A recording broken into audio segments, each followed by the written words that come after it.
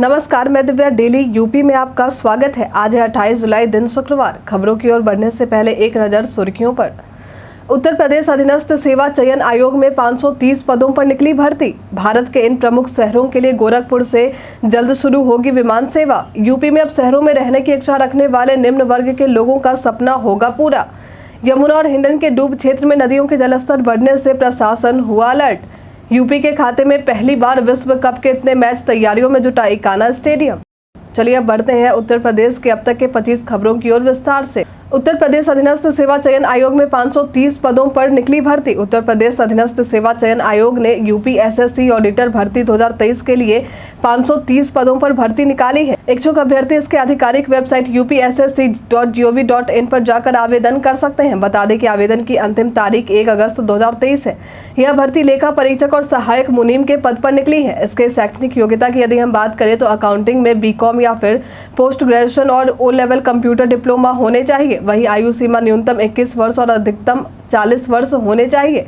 इसके चयन प्रक्रिया की बात करें तो यूपी पीईटी 2022 स्कोर के आधार पर इसकी शॉर्ट लिस्टिंग होगी, जिनमें मुख्य लिखित परीक्षा, दस्तावेज सत्यापन और चिकित्सा परीक्षण शामिल है। वही आरक्षित वर्ग से आने वाले उम्मीदवारों को आयु सीमा में छूट नियमानुसार दिए जाएंगे। अधिक जानकारी के लिए अभ्यर्थी नीचे दिए गए URL लिंक पर जाकर चेक कर सकते हैं। उत्तर प्रदेश बर्थडे में आज हम बात करेंगे जेम्स बुश के बारे में। जेम्स बुश का जन्म 28 जुलाई साल 1850 में उत्तर प्रदेश के कानपुर में हुआ था। ये एक अंग्रेजी खिलाड़ी थे। इन्होंने गॉल्स्टरशायर काउंटी क्रिकेट क्लब के लिए प्रथम श्रेणी क्रिकेट खेला था। साथ ही रग्बी यूनियन में इंग्लैंड का प्रतिनिधित्व किया था। बता दें कि ये वर्ष 1870 के दशक में एक मजबूत पक्ष में गॉल्स्टरशायर विकेट कीपर थे और अपने इतिहास में इन्होंने 4 चैंपियनशिप अपने नाम की थी। इन 4 चैंपियनशिप में से एक चैंपियनशिप साझा थी। जेम्स बुश ने गॉल्स्टरशायर खेलने के अलावा कुछ जेंटलमैन बनाम प्लेयर्स मुकाबलों में जेंटलमैन क्रिकेट टीम का भी प्रतिनिधित्व किया था। साथ ही साथ south of England cricket team के लिए एक मैच भी खेला था। वहीं इंग्लैंड के लिए 5 बार इन्हें अंतर्राष्ट्रीय रग्बी में फॉरवर्ड के रूप में खेलते हुए कैप किया गया था। 21 सितंबर वर्ष 1924 में 74 वर्ष की आयु में बुश दुनिया को अलविदा कह गए। भारत के इन प्रमुख शहरों के लिए गोरखपुर से जल्द शुरू होगी विमान सेवा। भारत के 4 प्रमुख शहरों के लिए विमान सेवा गोरखपुर एयरपोर्ट से जल्द ही शुरू होने वाली है। बता दें कि इन 4 प्रमुख शहरों में देहरादून, पुणे, गोवा और जयपुर शामिल है। एयरपोर्ट अथॉरिटी को विमानन कंपनी इंडिगो द्वारा प्रस्ताव दिया गया है। यदि कंपनी के इस प्रस्ताव पर मुहर लग जाती है तो उम्मीद है कि यह विमान सेवा आगामी सितंबर महीने से ही शुरू हो जाए। हालांकि वर्तमान में गोरखपुर से दिल्ली, मुंबई, कोलकाता, बेंगलोर और हैदराबाद के लिए कंपनी द्वारा सीधी सेवा उपलब्ध करवाई जा रही है। यूपी के खाते में पहली बार विश्व कप के इतने मैच, तैयारियों में जुटा इकाना स्टेडियम। अंतर्राष्ट्रीय क्रिकेट काउंसिल और बीसीसीआई की टीमें 4 अगस्त को लखनऊ क्रिकेट विश्व कप के 5 मैचों की मेजबानी हासिल करने वाले इकाना अंतर्राष्ट्रीय स्टेडियम में तैयारियों का जायजा लेने के लिए आने वाली है। आयोजित होने वाले इस मैच की तैयारी में पहले से ही इकाना स्टेडियम लगा हुआ है। बता दें कि विश्व कप के ये मैच पहली बार लखनऊ में होंगे। इकाना स्टेडियम की सुविधाओं को देखते हुए आईसीसी ने इन्हें 5 मैचों की मेजबानी सौंपी है। यह पहली बार होगा जब उत्तर प्रदेश में विश्व कप के इतने मैच आयोजित होंगे। यूपी के इतने किसानों के खाते में पहुंचा पीएम किसान सम्मान निधि का 14वां किस्त। प्रधानमंत्री किसान सम्मान निधि योजना के 14वीं किस्त का यूपी के किसानों को कब से इंतजार था। अब यह इंतजार भी पूरा हो गया है और खाते में किसान सम्मान निधि की 14वीं किस्त भी पहुंच गई है। बता दें कि इसकी जानकारी खुद प्रधानमंत्री नरेंद्र मोदी ने राजस्थान के सीकर से दी है। मिली जानकारी के अनुसार पीएम किसान सम्मान निधि योजना के तहत उत्तर प्रदेश के लगभग 1,86,00,000 किसानों के खाते में पैसे आ चुके हैं। पहली बार प्रयागराज में भारतीय वायुसेना समारोह होंगे आयोजित। 8 अक्टूबर 2023 को अपनी 91वीं वर्षगांठ भारतीय वायुसेना मनाने वाली है। बता दें कि इस बार उत्तर प्रदेश के प्रयागराज में वायुसेना दिवस परेड और वायु प्रदर्शन आयोजित होंगे। यह पहली बार होगा जब भारतीय वायुसेना के लड़ाकू विमानों और हेलीकॉप्टर के हैरत अंगेज करतब संगम में देखने को मिलने वाले हैं। प्रयागराज में वायुसेना समारोह आयोजित करने की औपचारिक घोषणा पहली बार भारतीय वायुसेना द्वारा की गई है। बता दें कि इसकी पुष्टि दिल्ली से भारतीय वायुसेना के अधिकारियों द्वारा दी गई है। योगी मंत्रिमंडल में इन्हें मिल सकती है जगह। उत्तर प्रदेश विधानमंडल का मानसून सत्र 7 से 11 अगस्त तक संचालित होने वाला है। राज्य सरकार सत्र के दौरान 2023-24 के पहले अनुपूरक बजट पेश करने की तैयारी में जुटी हुई है, ताकि राज्य में प्राथमिकता वाले विकास कार्यों और कार्यक्रमों को गति मिल सके। हालांकि अटकलें लगाई जा रही थी कि मानसून सत्र के शुरू होने से पहले योगी आदित्यनाथ के मंत्रिमंडल का विस्तार भी किया जा सकता है। साथ ही चर्चा इस बात की भी की जा रही थी कि योगी के मंत्रिमंडल में दारा सिंह चौहान और ओम प्रकाश राजभर को मंत्री पद पर जगह मिल सकती है। वह मौजूद कई पुराने मंत्रियों और विभाग में बदलाव की संभावना है। हालांकि इस बार का मानसून सत्र काफी हंगामेदार रह सकता है। साथ ही साथ यह सत्र सत्ता पक्ष के लोग हो या विपक्ष, आगामी चुनाव को देखते हुए दोनों के लिए ही महत्वपूर्ण है। बीजेपी अपना लक्ष्य लेकर चल रही है कि 80 लोकसभा सीटों पर वह जीत दर्ज करेगी। वहीं विपक्ष में बैठे समाजवादी पार्टी के अध्यक्ष अखिलेश यादव 80 हटाओ और बीजेपी हटाओ का नारा दे रहे हैं। यूपी में अब शहर में रहने की इच्छा रखने वाले निम्न वर्ग के लोगों का सपना होगा पूरा। अक्सर लोगों की इच्छाएं होती हैं कि उनका भी एक आशियाना किसी अच्छे शहर में हो। यदि आपके भी कुछ ऐसे ही सपने और इच्छाएं हैं तो यह खबर आपके लिए है। दरअसल शहरों में लोगों की आवासीय जरूरत को पूरा करने के लिए योगी सरकार जल्द ही 11 शहरों में बड़ी आवासीय योजना लेकर आने वाली है, जहां 20% घर अनिवार्य रूप से गरीब व निम्न मध्य वर्ग के लोगों के लिए बनाए जाने की योजना है। मिली जानकारी के अनुसार इन 11 शहरों में लखनऊ, कानपुर, वाराणसी, मुरादाबाद, बरेली, अलीगढ़, गोरखपुर, आगरा, मेरठ, सहारनपुर और प्रयागराज जिले शामिल हैं। बताए गए शहरों में जल्दी अर्बन सीलिंग में फंसी लगभग 1137.26 हेक्टेयर जमीन मिलेंगी। उत्तर प्रदेश के पर्यटन में आज हम बात करेंगे गोथानी शिव मंदिर के बारे में। यह उत्तर प्रदेश के सोनभद्र जिले में स्थित एक धार्मिक स्थल है, जहां भगवान शिव की मान्यता है। यह मंदिर रेणु, विजूल और सोन नदी के संगम स्थल पर स्थित है, जहां से प्राकृतिक नजारे देखते बनते हैं। यहाँ भगवान शिव के अलावे भगवान गणेश और भगवान विष्णु की भी प्राचीन मूर्ति देखने को मिल जाएंगी।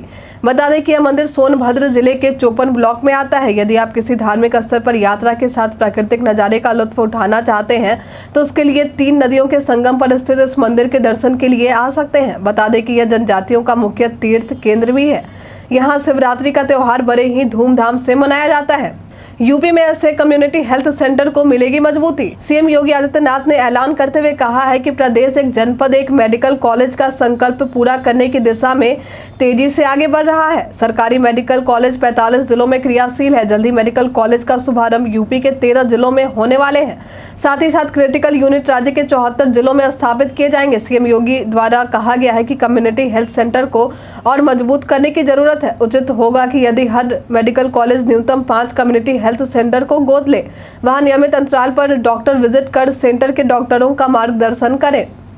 यमुना और हिंडन के डूब क्षेत्र में नदियों के जलस्तर बढ़ने से प्रशासन हुआ अलर्ट। नदियों के जलस्तर बढ़ने से यमुना और हिंडन के डूब क्षेत्र में बाढ़ जैसे हालात बनते जा रहे हैं।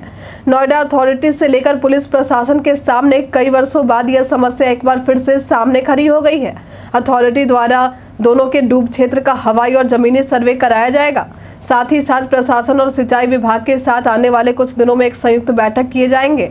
आगे की कार्यवाही का रोड मैप इसी सर्वे और बैठक के माध्यम से तैयार होगा। सर्वे और बैठक पूरा होने के पश्चात जिस तरह से आगे की कार्रवाई का रोड मैप तैयार किया जाएगा, उसी हिसाब से विभागों की जिम्मेदारी तय होगी।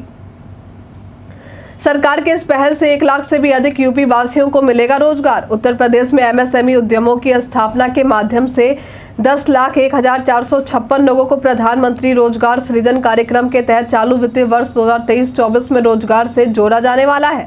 बता दें कि राज्य सरकार ने संबंधित एजेंसियों को सूक्ष्म, लघु एवं मध्यम उद्यम मंत्रालय भारत सरकार द्वारा लक्ष्य में कुछ संशोधन करते हुए इसे पूरा करने का निर्देश दिया है। बता दें कि इस योजना का लाभ ग्रामीण क्षेत्रों को अधिक मिलने वाला है, क्योंकि लगभग 80% उद्यम ग्रामीण क्षेत्रों में स्थापित किए जाएंगे। कानपुर में NHAI रिंग रोड के पास 4 अमृत सरोवर के तहत 4 झीलों का होगा निर्माण। सितंबर माह से उत्तर प्रदेश के कानपुर में बनने वाली रिंग रोड के शुरू होने की संभावना जताई जा रही है। हालांकि उससे पहले एक और नई चुनौती राष्ट्रीय राजमार्ग प्राधिकरण और जिला प्रशासन के सामने खड़ी हो गई है। परेशानी यह है कि लगभग 1.50 करोड़ घन मीटर मिट्टी सिर्फ कानपुर में रिंग रोड के निर्माण के लिए चाहिए, और इतनी अधिक मात्रा में मिट्टी मिलना आसान नहीं है। हालांकि यह मिट्टी अब अमृत सरोवर खोद कर निकाली जाएंगी। साथ ही 4 बड़ी झीलों का निर्माण NHAI रिंग रोड के आसपास किया जाएगा। मालूम हो कि 93.5 किलोमीटर कानपुर रिंग रोड की लंबाई होगी। 6 लेन की बनने वाली यह रिंग रोड केवल कानपुर शहर ही नहीं बल्कि उन्नाव और कानपुर देहात जिलों से भी होकर गुजरेंगे। सीएम योगी ने जामा मस्जिद मेट्रो स्टेशन का बदला नाम। अभी हाल में ही सीएम योगी आगरा और मथुरा के दौरे पर थे। इस दौरान उन्होंने फतेहाबाद में ताज ईस्ट गेट के मेट्रो स्टेशन पर मेट्रो के हाई स्पीड ट्रायल रन का शुभारंभ करते हुए एक बड़ा ऐलान किया है। उन्होंने कहा है कि जामा मस्जिद मेट्रो स्टेशन का नाम मनकामेश्वर मंदिर स्टेशन होगा। लिहाजा इसकी चर्चा लोगों के बीच कई दिनों से देखी जा रही थी कि आगरा में जामा मस्जिद मेट्रो स्टेशन का नाम बदला जा सकता है, और अब योगी आदित्यनाथ के इस ऐलान से चर्चाओं के बाजार पर विराम लग गया है। उत्तर प्रदेश में बारिश या गरज के साथ बौछारें पड़ने की संभावना। आइए अब जानते हैं उत्तर प्रदेश के मौसम के मिजाज के बारे में। उत्तर प्रदेश के 28 जुलाई के मौसम की बात करें तो पश्चिम उत्तर प्रदेश, लगभग सभी तथा पूर्वी उत्तर प्रदेश के अनेक स्थानों पर बारिश या गरज के साथ बौछारें पड़ने की संभावना है। हालांकि राज्य के तापमान में किसी प्रकार के बदलाव की संभावना नहीं बताई गई है। मौसम विभाग के अनुसार यह चेतावनी दी गई है कि राज्य के 1 या 2 स्थानों पर मेघ गर्जन के साथ आकाशीय चमक तथा 1 या 2 स्थानों पर भारी बारिश होने की संभावना है। रामायण काल के इन कुंडों का योगी सरकार करवा रही है जीर्णोद्धार। उत्तर प्रदेश के अयोध्या में रामायण काल से जुड़ी कई प्राचीन धरोहर देखने को मिल जाएंगी, जिनमें कई ऐतिहासिक कुंड भी मौजूद हैं। मिली जानकारी के अनुसार इतिहास को फिर से जीवित करने के लिए योगी सरकार इन प्राचीन ऐतिहासिक और मान्यता प्राप्त कुंडों का जीर्णोद्धार करवा रही है। बता दें कि रामायण काल से जुड़े कुंडों में विद्या कुंड, जहां श्री राम ने अपने भाइयों के साथ शिक्षा ग्रहण की थी, सीता कुंड, अग्नि कुंड, सूर्य कुंड, जहां मान्यता है कि श्री राम के राज्याभिषेक को देखने के लिए सूर्य देवता आए थे और इसी स्थान पर रुके थे, और खुर्द कुंड का जीर्णोद्धार राज्य सरकार करवा रही है। सीमा हैदर मामले में एक और खुलासा, फर्जी आधार बनवाने का मामला आया सामने। इन दिनों पाकिस्तान से नेपाल के रास्ते अवैध तरीके से भारत आई सीमा हैदर काफी चर्चा में बनी हुई है। आए दिन इसे लेकर कई खुलासे हो रहे हैं। अब एक बार फिर से इस मामले में पुलिस को एक और बड़ी कामयाबी हाथ लगी है। दरअसल दादरी थाना पुलिस ने 2 लोगों को गिरफ्तार किया। इन 2 लोगों पर आरोप है कि सीमा हैदर और उसके बच्चों के नाम से फर्जी आधार कार्ड इन्होंने बनवाए थे। फिलहाल इन दोनों से यूपी एटीएस पूछताछ कर रही है। पुलिस की तरफ से जानकारी दी गई है कि गिरफ्तार किए गए दोनों शख्स के नाम पवन और पुष्पेंद्र हैं। दोनों आपस में रिश्ते में भाई बताया जा रहा है। पुलिस ने इनके पास से 15 आधार कार्ड, 3 लैपटॉप और 3 प्रिंटर भी बरामद किए। इस बात की जानकारी भी सामने आई है कि दोनों सचिन मीना के रिश्तेदार हैं। महादेव की नगरी का मात्र इतने रुपए में करे टूर। लखनऊ से हवाई यात्रा पैकेज आईआरसीटीसी ने सावन में महादेव की नगरी उज्जैन, ओंकारेश्वर, महेश्वर के साथ मांडू के दर्शन के लिए एक टूर पैकेज लाए हैं। बता दें कि इन तीर्थ स्थानों पर दर्शन के लिए 5 रात और 6 दिन का पैकेज लॉन्च किया गया है। इस पैकेज में लखनऊ से इंदौर तक की फ्लाइट की व्यवस्था 8, 13, 15 व 20 अगस्त को की गई है। साथ ही विश्राम के लिए 3 सितारा होटल की सुविधा भी उपलब्ध करवाई जाएगी। बताते चले कि यदि 3 लोग एक साथ ठहरना चाहते हैं तो उसके लिए 30,750 रुपये प्रति व्यक्ति लगेंगे। वहीं यदि 2 लोग एक साथ ठहरना चाहते हैं तो प्रति व्यक्ति 33,100 रुपये और एक व्यक्ति के लिए 43,400 रुपये लगेंगे। जानकारी के लिए बता दें कि 2 साल तक की उम्र के बच्चे का कोई शुल्क नहीं लगेगा। यह बुकिंग पहले और पहले पाव के आधार पर की जाएगी। यदि 2 साल से अधिक उम्र वाले बच्चे जाते हैं तो प्रति बच्चे का पैकेज 26,050 रुपये व बिना बेड के 18,300 रुपये रखे गए हैं।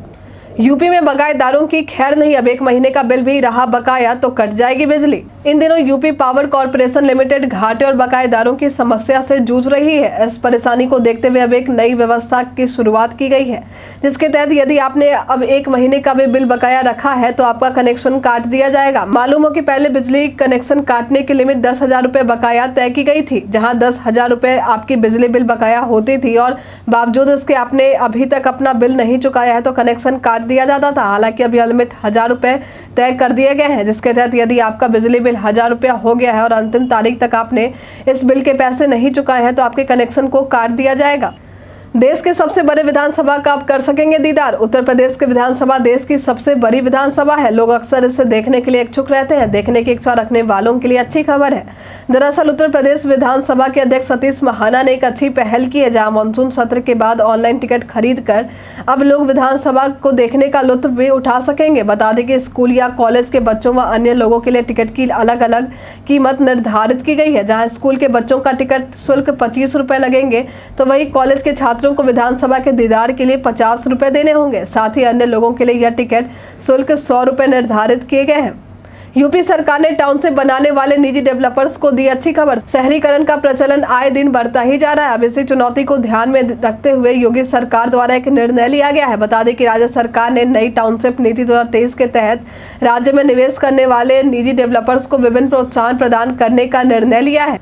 यह निर्णय कई उद्देश्य को ध्यान में रखकर लिया गया है। इसके जरिए समाज के लिए विभिन्न वर्गों को किफायती आवास दिए जा सकेंगे। शहरों के परिधीय क्षेत्रों में बेतरतीब विकास नियंत्रित रह सकेंगे। शहरी जीवन की गुणवत्ता में सुधार होगा, साथ ही आकर्षित निवेश होंगे। 2023 के इस नए टाउनशिप नीति के तहत डेवलपर्स को भूमि उपयोग के लिए रूपांतरण शुल्क में कमी के रूप में सबसे अधिक राहत मिलेगी। बता दें कि रूपांतरण शुल्क में 25% तक की छूट 5 लाख से अधिक और 10 लाख से कम आबादी वाले क्षेत्रों में विकसित टाउनशिप के लिए होगी। वहीं जिन क्षेत्रों में आबादी 5 लाख से भी कम है तो इन क्षेत्रों में 50% तक की कटौती हो सकती है। मेरी जानकारी के अनुसार जो निजी डेवलपर्स होंगे वे इसके पात्र होंगे। नीति के अनुसार यदि किसी टाउनशिप का भूमि क्षेत्र 50 एकड़ से कम है तो इसे केवल आवासीय उपयोग के लिए अनुमति दी जाएगी। अयोध्या राम मंदिर निर्माण में विदेशी श्रद्धालु भी दे सकेंगे निधि। अयोध्या में हो रहे श्री राम मंदिर निर्माण को लेकर देश के अलग अलग हिस्सों में मौजूद श्रद्धालु दान दे रहे हैं। राम मंदिर निर्माण में अपनी सहायता देने के लिए विदेशों में मौजूद भारतीय श्रद्धालु भी इच्छुक थे। हालांकि कानूनी बाध्यताओं की वजह से कहीं न कहीं उनकी ये इच्छा पूरी नहीं हो पा रही थी, लेकिन अब विदेशों में मौजूद ये भारतीय श्रद्धालु भी अपनी इच्छा अनुसार दान दे सकेंगे। बता दें कि तीर्थ क्षेत्र कार्यालय के प्रभारी प्रकाश कुमार गुप्ता द्वारा जानकारी मिली है कि नवंबर 2023 में विदेशी अंशदान अधिनियम के अंतर्गत पंजीकरण के साथ संस्था विदेशी श्रद्धालुओं से सहयोग ले पाएगी। उन्होंने जानकारी दी है कि विदेशी अंशदान अधिनियम खाता पार्लियामेंट स्ट्रीट स्थित भारतीय स्टेट बैंक की मुख्य शाखा में खोले जाएंगे। कई कारणों से भारत के इतिहास में आज की तारीख है खास। बड़ौदा के गायकवाड़ और अंग्रेजों के बीच सेना को लेकर समझौता हुआ था। वर्ष 1911 में मोहन बागान IFA जीतने वाली पहली भारतीय टीम बनी। भारत में विज्ञान संगठन की स्थापना वर्ष 1876 में की गई। वर्ष 1941 में द्वितीय विश्व युद्ध के दौरान जर्मनी के घटक जापान ने चीन और भारत पर अधिकार करने के लिए अपने सैनिक क्षेत्र के दक्षिणी तट पर उतारे थे। साल 1987 में भारतीय प्रधानमंत्री राजीव गांधी और श्रीलंका के राष्ट्रपति JR जयवर्धन द्वारा भारत श्रीलंका समझौते पर चल रहे श्रीलंकाई गृह युद्ध को सुलझाने के लिए अंततः असफल प्रयास पर हस्ताक्षर किए। वहीं वर्ष 1996 में भारतीय स्वतंत्रता संग्राम में योगदान देने वाली अरुणा आसफ अली दुनिया को अलविदा कह गई। आज के दिन साल 1904 में जहांगीर रतनजीत दादाभाई टाटा का जन्म हुआ था, जो कि एक विमान चालक और व्यवसायी थे। इसके अलावा राजनीतिज्ञ माधव सिंह सोलंकी, प्रोफेसर CP जोशी और अभिनेता संजय दत्त का जन्म भी आज के ही दिन हुआ था। काम की बात में जानते हैं, मात्र 20 रुपए में ट्रेन से यात्रा के दौरान खा पाएंगे भरपेट खाना। देश की एक बड़ी आबादी अपनी अधिकतर यात्रा ट्रेन के जरिए करती है। भला करे भी क्यों ना, क्योंकि देश के हर कोने में एक किफायती दाम के साथ आज रेलवे ने अपनी पहुंच बना ली है। यात्रियों के इस विश्वास को देखते हुए रेलवे भी अपने हर वर्ग के यात्रियों का खास ख्याल रखता है और आए दिन कई तरह के स्कीम या सुविधा को लेकर आता है। अब इसी कड़ी में रेलवे अपने यात्रियों, खासकर निम्न और मध्यम वर्ग के यात्रियों को ध्यान में रखकर एक खास स्कीम लेकर आया है, जहां आप मात्र 20 रुपए में पेट भर के खाना खा सकते हैं। भोजन में यात्री उत्तर भारत के भोजन के साथ साथ दक्षिण भारत के भोजन का स्वाद भी ले सकते हैं। बता दें कि रेलवे की तरफ से मात्र 20 से 50 रुपए तक खाने का पैकेट उपलब्ध करवाने का फैसला लिया गया। इस पैकेट में पाव भाजी, पूरी सब्जी के अलावा दक्षिण भारतीय भोजन भी परोसे जाएंगे। वहीं 50 रुपए के पैकेट में 350 ग्राम तक भोजन दिया जाएगा, जहां राजमा चावल, खिचड़ी, छोले भटूरे जैसे व्यंजन ऑर्डर किए जा सकते हैं। बता दें कि रेलवे की तरफ से फिलहाल इस स्कीम को 6 महीने के ट्रायल के तौर पर देश के 64 रेलवे स्टेशनों पर शुरू किए जाएंगे। ट्विटर के इस दमदार फीचर को थ्रेड्स में लाने की चल रही है तैयारी। ट्विटर को टक्कर देने के लिए मेटा थ्रेड्स, जो कि एक नया पॉपुलर माइक्रो ब्लॉगिंग प्लेटफॉर्म है, तैयारियों में लग चुका है। बता दें कि इसमें आए दिन एक के बाद एक नए फीचर जोड़े जा रहे हैं ताकि यूजर्स को ट्विटर के टक्कर की एक माइक्रो ब्लॉगिंग प्लेटफॉर्म मिल सके। दरअसल मेटा के CEO मार्क जुकरबर्ग ने थ्रेड्स यूजर्स के लिए नए फीचर का ऐलान किया, जहां यूजर्स के लिए उनके पसंदीदा लोगों की पोस्ट की क्रोनोलॉजिकल फीड देखने पाने का ऑप्शन मिल सकेगा। जुकरबर्ग द्वारा थ्रेड्स के नए फीचर को लेकर यह ऐलान इंस्टाग्राम के ब्रॉडकास्टर चैनल पर किया गया है। फिलहाल इस फीचर को अभी रोल आउट किया जा रहा है, इसलिए यूजर्स को अभी इसके लिए थोड़ा और इंतजार करना पड़ेगा। आज के लिए फिलहाल इतना ही। उत्तर प्रदेश के तमाम खबरों के साथ बने रहने के लिए देखते रहे डेली यूपी, और साथ ही अगर आप यूट्यूब से देख रहे हैं तो चैनल को सब्सक्राइब करना, और अगर आप फेसबुक से देख रहे हैं तो पेज को लाइक करना ना भूलें। और हाँ, आप उत्तर प्रदेश के जिस भी क्षेत्र से देख रहे हैं उस क्षेत्र का नाम हमें हमारे कमेंट सेक्शन बॉक्स में लिखकर जरूर बताएं। धन्यवाद।